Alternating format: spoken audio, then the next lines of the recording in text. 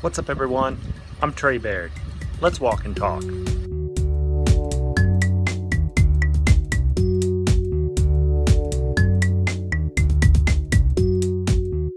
What's up, everyone? We are celebrating Jumpscare Week here at Swollen Thumb Entertainment. It is the holiday season of 2017. Just in case you're not aware, a jump scare is a scene in a horror movie where something literally jumps out at you, makes a loud noise, and gives you a quick little startling notion. We're celebrating Jump Scare Week this week. You've been warned. Today I wanted to touch on a subject that I've touched on several times recently, but I wanted to go into more detail because I think it deserves its own video. Posing a question here: what is the difference between horror and thriller? Now, as I've said in those other videos, I try not to get too hung up on labels, especially because basically thriller, in my opinion, is pretty much a subgenre of horror. You know, a thriller, its intention is to horrify usually. And here's another thing that I personally believe. The more you try to pigeonhole these things, the less things start to make sense. You know, the world's not black and white like that. You can't label everything perfectly. But in our capitalistic society, where content is created and delivered to us based on our interests and our demographic, labels come in handy because it's good for the economy. So it's often a good thing to make peace with the things that you can't completely have the power to change yourself. So for this reason, I try not to fight it too much. Labels are here to stay, and they're definitely not going away anytime soon for the horror genre. It is how it is what it is, and might as well make peace with it. So with that in mind, when exactly does a horror movie become a thriller and vice versa?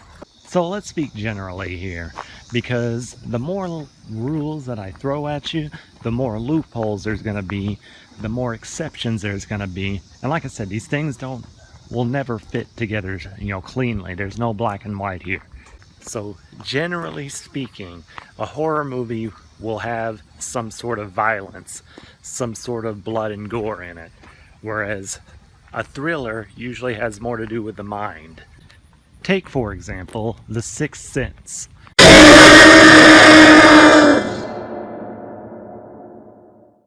Most people would categorize that as a thriller because it has more to do with what's going on in the main character's mind. And it has very little, if any, violence in it, very little blood, if any, and it's fairly easy to categorize it as a thriller as opposed to a horror, as I said. Compare that with a movie like Friday the 13th. It has very little psychological aspects to it. It's mostly blood and guts. Most people would consider Friday the 13th to be a horror movie. But what about movies like Saw? There's plenty of blood and guts for sure, but there's also the psychological aspect. There's also, the what would you do in this situation type of aspect. There's also the psychological, terrorism basically that the Jigsaw killer commits. So in order to keep this going, there has to be additional rules. One such rule is motivation. What is motivating our main characters to move the plot along? A lot of times, people will consider horror movies to be very straightforward. There's not a whole lot of mystery involved in what the characters are doing. Like in the Friday the 13th movies, we know that there's a whole bunch of teenagers at Camp Crystal Lake, and we know that they're going to die one by one because Jason is trying to kill them. Whereas in a thriller, there's some mystery involved in the equation. A lot of times we don't know who's on what side. We don't know what the motivation is. Why are these things happening? Why is the killer doing what they're doing? Who is the killer? Etc., etc. So if I had to label Saw as either horror or thriller, I would probably go with thriller, even though it really is a hybrid of the two, in my opinion.